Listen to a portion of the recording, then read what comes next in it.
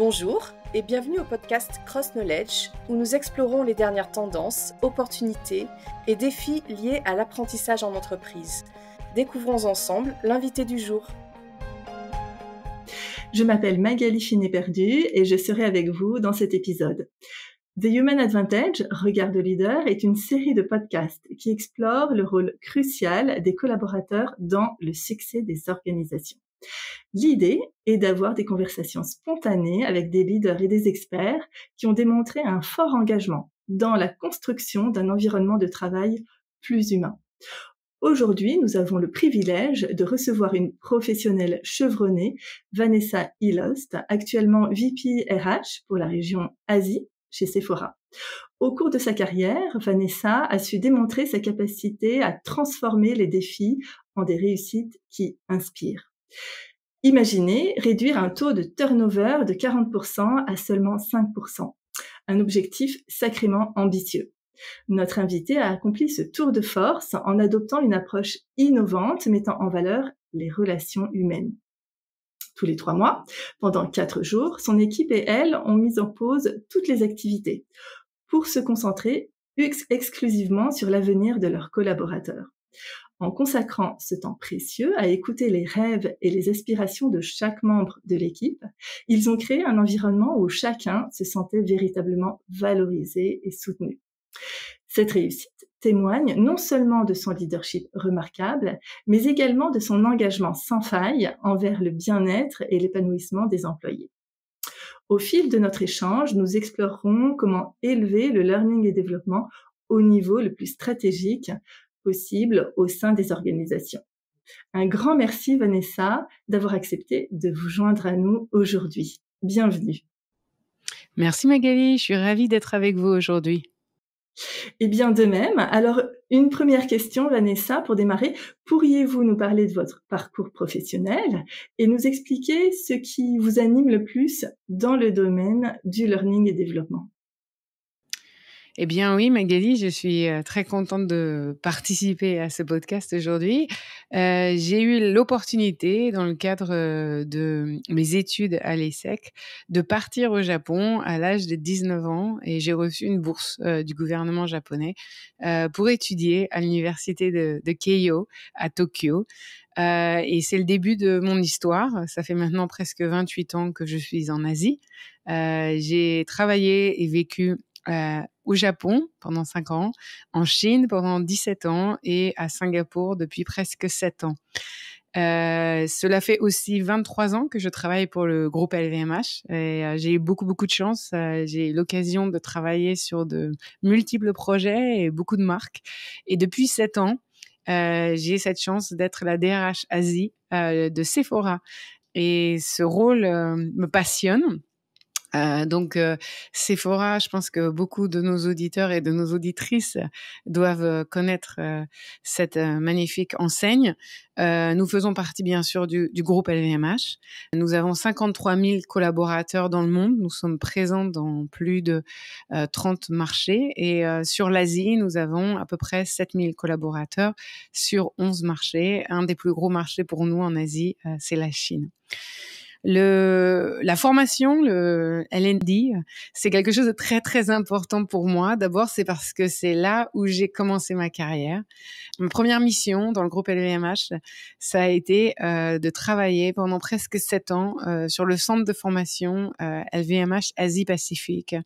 Et c'était un endroit où j'aidais à fournir les formations, mais j'étais aussi en charge de délivrer les formations moi-même, jusqu'à 40 formations par an. Je pense que ça a été très formateur pour le coup dans ma carrière parce que ça m'a permis de comprendre comment les gens apprenaient, comment les collaborateurs apprenaient. Ça m'a permis de réfléchir sur les thèmes qu'on mettait en exergue et j'ai des souvenirs très émouvants de ces journées que j'ai passées à Shanghai, à Singapour, à Sydney ou même au fin fond de l'Australie avec des participants qui me remerciaient remerciais très chaleureusement pour les jours qu'on avait passés ensemble parce que je les avais accompagnés dans la découverte de quelque chose de nouveau, dans la découverte parfois d'eux-mêmes. Et donc, je vois la formation vraiment comme un axe très, très stratégique dans mon rôle de généraliste aujourd'hui. Donc ça, c'est la première dimension que je voulais partager avec vous.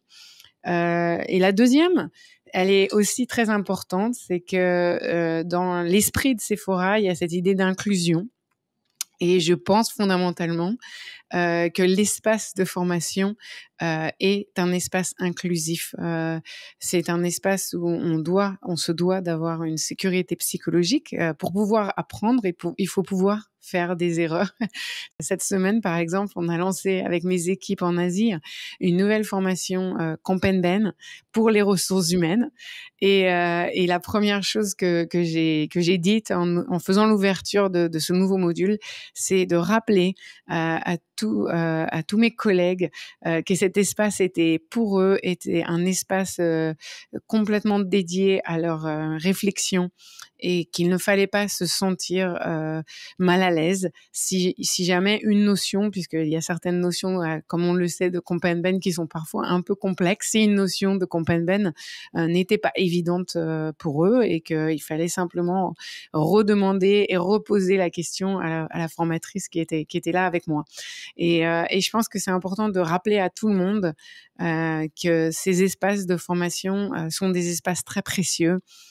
Ce sont des endroits de découverte, ce sont des endroits de plaisir et il faut vraiment les garder intacts. Il faut que la formation reste la formation et il ne faut pas transformer la formation en un centre d'évaluation ou un endroit où on réfléchit à la promotion de quelqu'un. Je pense qu'il faut rester puriste là-dessus. Moi, je suis très stricte et je veux vraiment que les gens puissent s'épanouir dans ce moment qu'on leur donne et qu'ils soient complètement libres de toute question et de toute réflexion.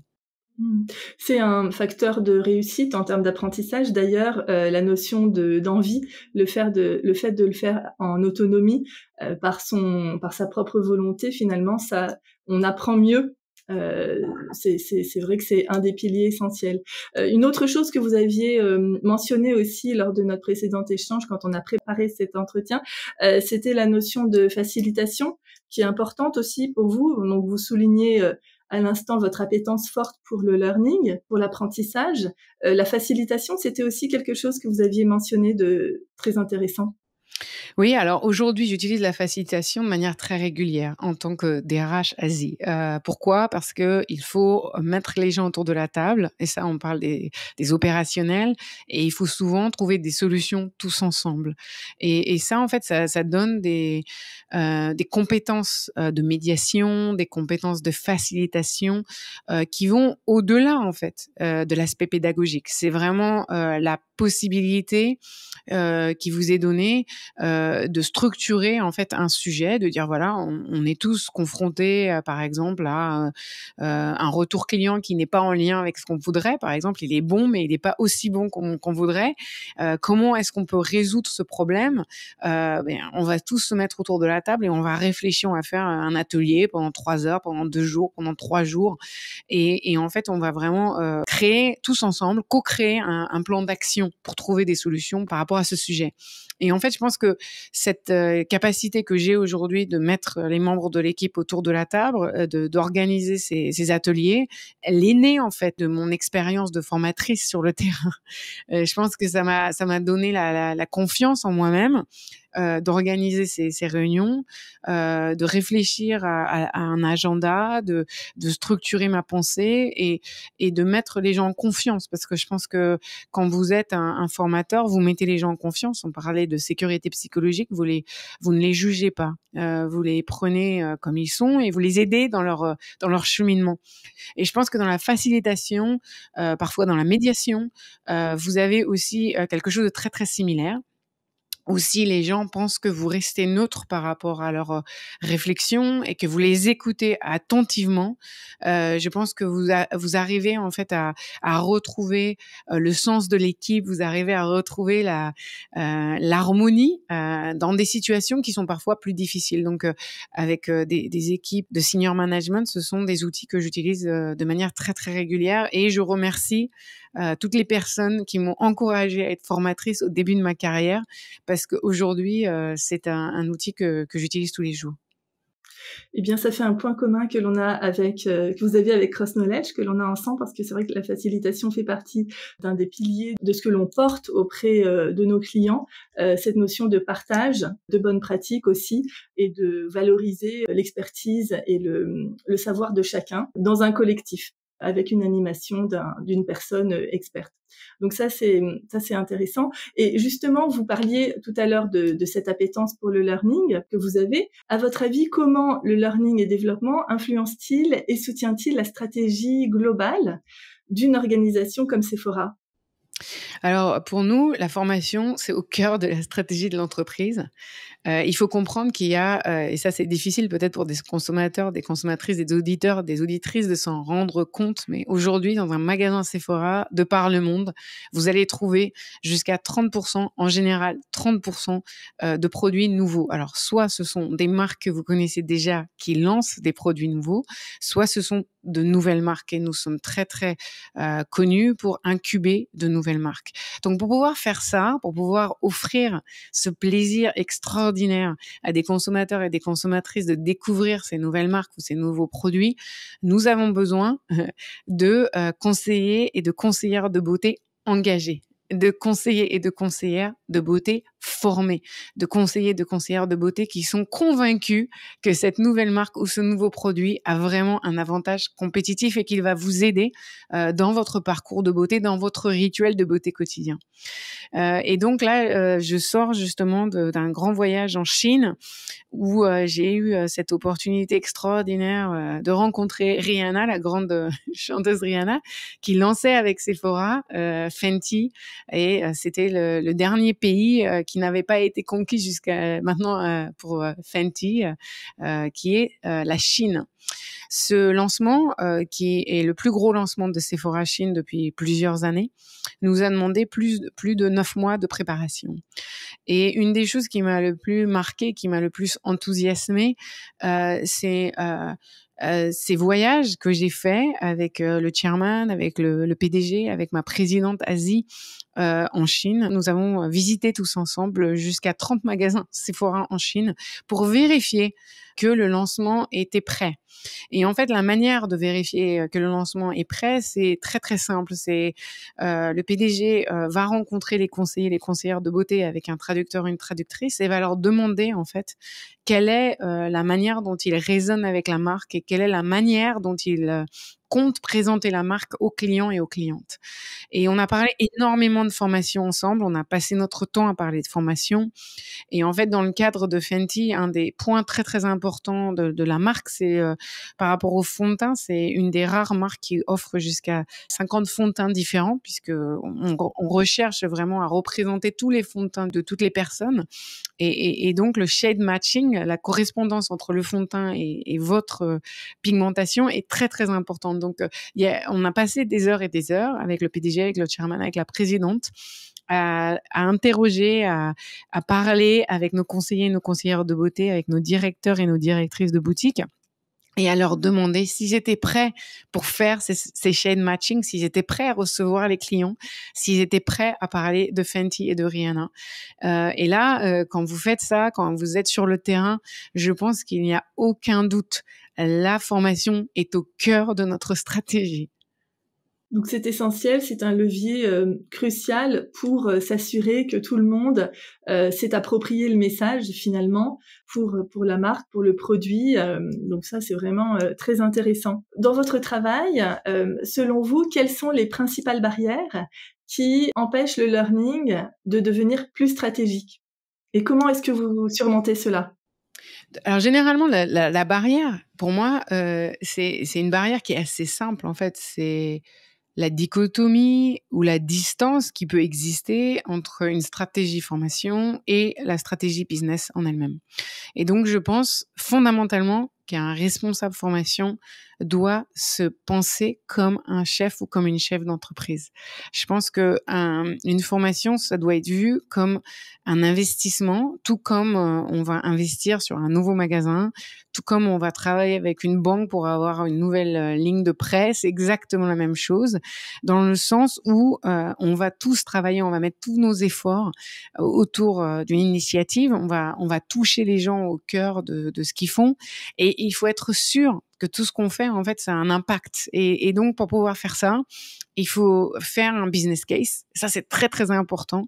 Il faut avoir un business case avec des ambitions et il faut pouvoir suivre ces ambitions de manière très régulière avec des mesures de succès. Et je pense qu'à partir du moment où on va avoir cet état d'esprit de chef d'entreprise, on va parler le même langage, en fait, que les opérationnels, quel que soit le niveau des opérationnels avec qui vous travaillez, et vous allez vraiment être complètement en complet partenariat avec eux. Et à partir de ce moment-là, je pense qu'ils vont vous écouter d'une manière complètement différente. Moi, dans ma carrière, j'ai eu plusieurs fois l'expérience où j'ai commencé un chapitre en me disant j'arriverai jamais à avoir cet investissement, je demande beaucoup trop d'argent, j'arriverai jamais à obtenir ce que je désire. Et j'avais des grands rêves pour nos collaborateurs en termes de formation et je pensais que j'y arriverais pas. Et puis, j'ai travaillé sur mon business case. Je me suis donné beaucoup de mal. Je suis allée vraiment dans le fond du sujet. Et j'ai travaillé sur mon discours, j'ai travaillé sur la manière dont j'abordais les choses. Et je suis arrivée, pas forcément tout le temps, mais en grande majorité, à obtenir beaucoup plus que ce que j'avais imaginé parce que je m'étais justement donné cette démarche de chef d'entreprise et ce rapport à l'autre qui était dans ce rapport de chef d'entreprise. Donc, j'encourage tous les auditeurs et toutes les auditrices à vraiment adopter cette démarche de chef d'entreprise. D'accord. Donc, en tant que leader learning et RH, pour être au plus près des opérationnels et donc savoir défendre vos objectifs et votre ambition. Exactement. Et là, si je continue avec mon exemple de Fenty, je demande aux formateurs sur le terrain de l'université Sephora en Chine de connaître leurs chiffres de vente de Fenty par cœur au quotidien pour pouvoir justement montrer que tout ce qu'ils ont fait pendant 9 mois est en train de porter leurs fruits. D'accord. Bah, écoutez, c'est passionnant. L'un des défis majeurs que j'entends souvent concerne la conciliation, la capacité de concilier les besoins de développement des collaborateurs avec les objectifs de l'entreprise. Est-ce que vous auriez des exemples d'initiatives learning qui justement ont eu un impact sur la performance à la fois de l'entreprise, Sephora, et des collaborateurs? Alors, il y a un exemple que je voulais partager avec vous parce qu'il est cher à mon cœur. En 2004, j'ai fait partie de l'équipe en fait qui a monté Sephora en Chine. C'était une mission absolument extraordinaire que j'ai menée pendant 18 mois. Et à l'époque, on avait cette ambition absolument incroyable de monter 200 magasins en 10 ans. Aujourd'hui, on a plus de 350 magasins en Chine. Et en même temps qu'on avait cette ambition, on a monté dans les tout premiers mois l'université de Sephora en Chine. Et dans cette université, on a mis en place des modules de formation pour que nos conseillers et nos conseillères de beauté puissent devenir des directeurs de boutique dans les prochaines 5 à 10 ans. Aujourd'hui, sur les 350 directeurs de magasins, on a une seniorité de 11 à 12 ans par directeur de magasin. Et en fait, cette formation, elle a vraiment porté ses fruits au-delà de nos espoirs.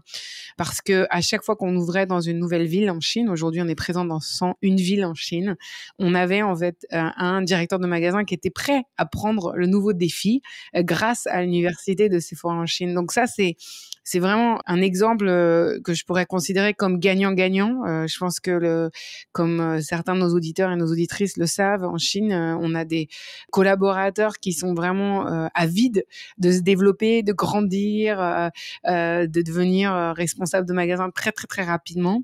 Et nous, on avait ces formations à leur donner et ils étaient ravis. Et je me souviens au début, on les envoyait à San Francisco pour apprendre le métier et ils revenaient, ils étaient énergisés, ils étaient passionnés par Sephora. Et je pense que là, on a non seulement augmenté l'employabilité de toutes ces personnes qui ont travaillé avec nous, parce que certaines sont encore avec nous, certaines sont passées à autre chose, mais tout le monde a bénéficié de ces formations.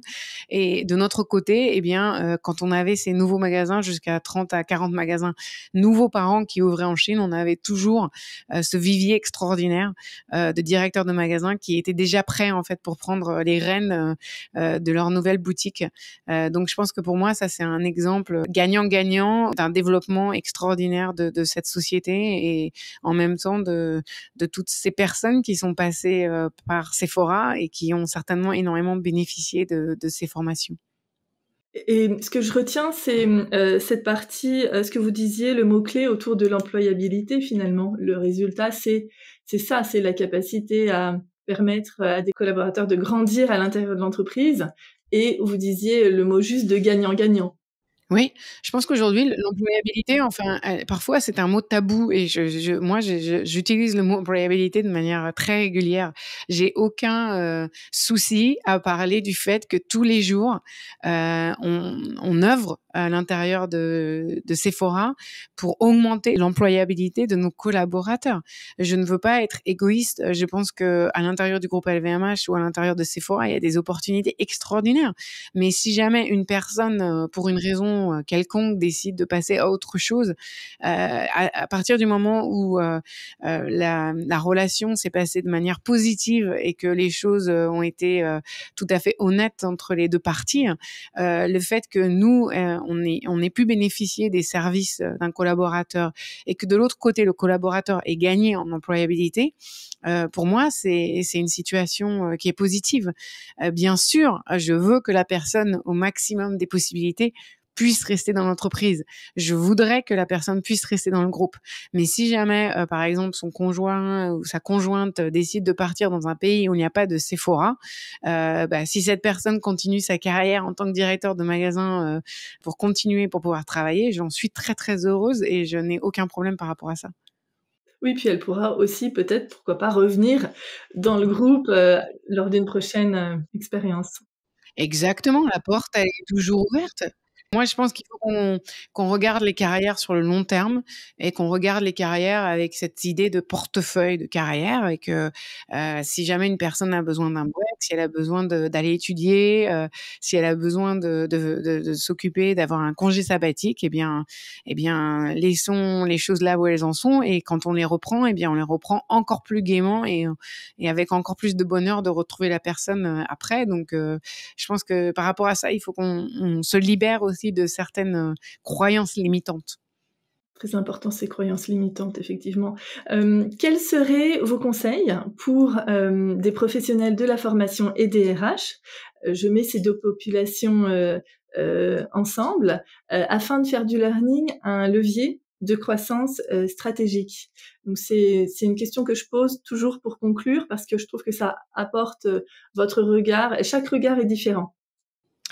Alors moi, j'ai commencé tout à l'heure à vous parler de l'importance d'avoir cet aspect de chef d'entreprise et je voudrais vraiment insister sur ce point. Pour moi, je veux et je signe le fait de vouloir savoir mon PNL business presque aussi bien que ma présidente et de connaître notre plan stratégique aussi bien qu'elle. C'est quelque chose qui me tient énormément à cœur. Je passe des heures et j'encourage et je travaille avec mes équipes pour qu'on passe des heures dessus pour être au cœur même du business. Ce qui est important, c'est de comprendre qu'une fois qu'on a compris les objectifs stratégiques d'une société, c'est à nous, en tant que responsable de ressources humaines ou un responsable de formation, de décliner ces objectifs stratégiques en objectifs ressources humaines ou en objectifs formation. Et souvent, les gens s'imaginent que c'est pas possible parce que c'est le senior management qui est en charge de ça. Non, non, chacun d'entre nous est en mesure de décliner les objectifs stratégiques en objectifs à l'intérieur de notre métier. Et je pense qu'ensuite, une fois qu'on a fait ça, il faut traduire ça en compétences, il faut réfléchir aux compétences que ça représente, et puis ensuite réfléchir si c'est la formation en termes de modules de formation, par exemple, de parcours de formation, de découverte de formation. Donc, par rapport à ça, je voulais vous donner un exemple très concret, justement par rapport à Sephora Chine. Sephora Chine est en train d'évoluer et aujourd'hui, compte tenu de toutes ces marques qui viennent de par le monde vers la Chine, on est en train de vraiment différencier notre offre. Donc, dans les prochaines années, aujourd'hui, on a presque 30% de notre offre qui est différenciée. Ça veut dire que ce sont des produits exclusifs à Sephora en Chine. Et donc ça veut dire faire venir des marques que les consommateurs et les consommatrices n'ont jamais vues ou ne connaissent pas encore, parce que ce sont des marques qu'on incube. Et ça, c'est un objectif stratégique qui est très, très clair. Moi, par rapport à ça, il faut que je réfléchisse à ce que ça signifie, par exemple, en termes de formation. Et une des choses qui est évidente pour moi, c'est qu'on va devoir développer encore plus l'aspect storytelling de nos conseillers et de nos conseillères de beauté chez Sephora en Chine. Donc, Magali, je vous donne un exemple qui peut être plus peut-être parlant à nos auditeurs et nos auditrices qui nous écoutent aujourd'hui en France. Volontiers, allez-y. On a une marque qu'on aime énormément chez Sephora Chine qui s'appelle Mao Geping. Mao Geping, c'est un maquilleur de très très grand renom en Chine qui a commencé sa carrière dans le monde de l'opéra chinois et qui s'est spécialisé en fait pour les acteurs et les actrices. Si aujourd'hui vous avez l'occasion dans un de vos voyages que j'espère en Chine de pousser la porte d'un Sephora, je voudrais que le conseiller ou la conseillère de beauté, certainement mandarin, vous explique en fait Mao Geping et vous embarque dans son univers et vous donne en fait envie de rencontrer Mao Geping, de voir des vidéos de Mao Geping et de regarder cet homme faire le maquillage de ses acteurs et de ses actrices. Donc voilà, donc ça fait partie par exemple des modules de formation aujourd'hui sur lesquels on veut travailler pour Sephora Chine, le storytelling. D'accord, c'est un très beau mot de la fin, je trouve, cet aspect de, vous avez mentionné incubateur, le Sephora en tant qu'incubateur de marque, et j'ai découvert avec plaisir au travers de vos yeux, eh bien ce rôle clé, et je comprends tout à fait ce que ça veut dire. Et puis cet aspect de storytelling aussi, comment un conseiller peut-il incarner une marque au travers d'une narration. Je trouve ça aussi tout à fait passionnant. Donc Vanessa, c'était un plaisir de vous avoir parmi nous aujourd'hui dans cet épisode, et puis on a hâte de pouvoir échanger plus longuement à d'autres occasions. Donc merci Vanessa, à très bientôt. Je vous remercie et j'encourage tout le monde à développer la formation comme un levier stratégique. À bientôt. Un grand merci de vous être joints à nous aujourd'hui. Nous espérons vous retrouver pour le prochain épisode du podcast Cross Knowledge. Si cet épisode vous a plu, n'hésitez pas à le partager avec vos collègues. À bientôt!